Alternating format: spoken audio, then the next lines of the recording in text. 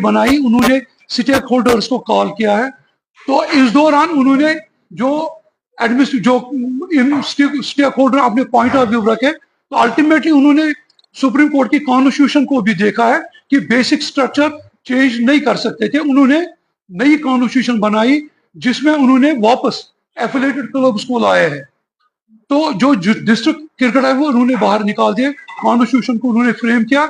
उसके बाद उन्होंने एक constitution registrar of society Jammu को रजिस्ट्रेशन के लिए भेजा है। तो वहां कॉन्स्टिट्यूशन वहां पे थी। मीनवाइल जो ओम्बुड्समैन के ऑर्डर है उन्होंने उनको भी रिव्यू किया कि उसने ऑर्डर जो थे वो एज इट इज ही रखा। तो इन्होंने नए ओम्बुड्समैन को अपॉइंट किया ताकि डिस्प्यूट को भी सेटल करेंगे, उसके बाद जेकेसी के इलेक्शन होल्ड करेंगे। तो लेकिन रजिस्ट्रार के पास कुछ मेंबर्स गए, उन्होंने कंप्लेंट फाइल की, वो कॉन्स्टिट्यूशन वहीं पर रही।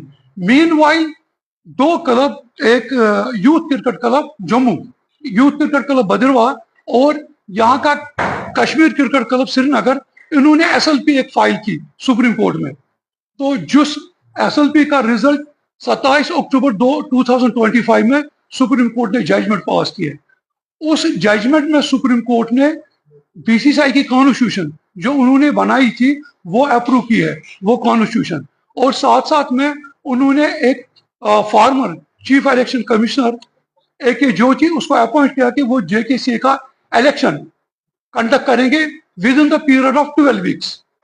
ये सुप्रीम कोर्ट की डायरेक्शन आई है। और साथ साथ में उस एसएलपी में 2 IA फाइल किए गए थे। जो मेंबर्स, जो 2 क्लब सस्पेंड किए थे वर्किंग कमेटी ने, जो 3 अक्टूबर 2015 में वर्किंग कमेटी हुई थी, उसमें 2 क्लबों को सस्पेंड किया गया। उनको क्यों सस्पेंड किया वो आप लोगों को पता है, वो स्कैम में इन्वॉल्व थे। जो मल्टी करोड़ स्कैम जेकेसी में हुआ, वो 2 क्लब उसमें इन्वॉल्व थे। तो वर्किंग कमेटी ने डिसीजन लिया उनका वोटिंग राइट हम सस्पेंड करेंगे। तो उन्होंने भी IA फाइल की थी सुप्रीम कोर्ट में। तो सुप्रीम कोर्ट ने वो 2 IA भी डिस्पोज ऑफ किया और उनका जो आर्ग्यूमेंट था वो डिक्लाइन किया। तो सुप्रीम कोर्ट ने जो वर्किंग कमेटी का डिसीजन है वो अपहोल्ड किया है। तो ये सिचुएशन में जो ये AK ज्योति जो इलेक्शन कमिश्नर, जो farmer election commissioner, chief election commissioner India का है, उसने अपना प्रोसेस स्टार्ट किया है। तो एक नोटिफिकेशन उसने इशू की है जिसमें वो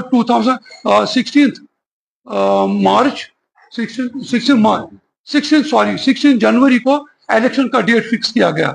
उस दौरान उन्होंने अपना प्रोसेस स्टार्ट किया, जो हर एक क्लब से उन्होंने इनवाइट किया कि नॉमिनेशन भेजने के लिए। तो क्लबों ने नॉमिनेशन वो फाइल की है उसके पास, और जो वो लिस्ट जेकेसी के वेबसाइट पे भी आया। तो इसमें उन्होंने बाज़ाब्ता क्लॉज रखा है कि अगर किसी को भी ऑब्जेक्शन होगी वो 26 और 27 दिसंबर तक फाइल करेगा। लेकिन बदकिस्मती से कुछ लोग जो ये नहीं चाहते, वो सबरडाइज करना चाहते हैं इस इलेक्शन को, वो कोर्टों में चले गए, उन्होंने वहां पे रिट पिटीशंस फाइल किए और बहुत सारे रिट पिटीशन जो जम्मू में भी हुए वो डिस्पोज ऑफ हुए, वो सब डिसमिस हो गए। और यहाँ पे भी आज 3 रिट्स थे, तो उसमें भी शायद अभी तक रिजल्ट कुछ नहीं आया। एक LP भी फाइल हुई थी, LPA, वो 28 जनवरी तक कोर्ट ने एडजॉर्न किया। तो मकसद ये था कि वो नहीं चाहते, लेकिन ये सुप्रीम कोर्ट की डायरेक्शन है।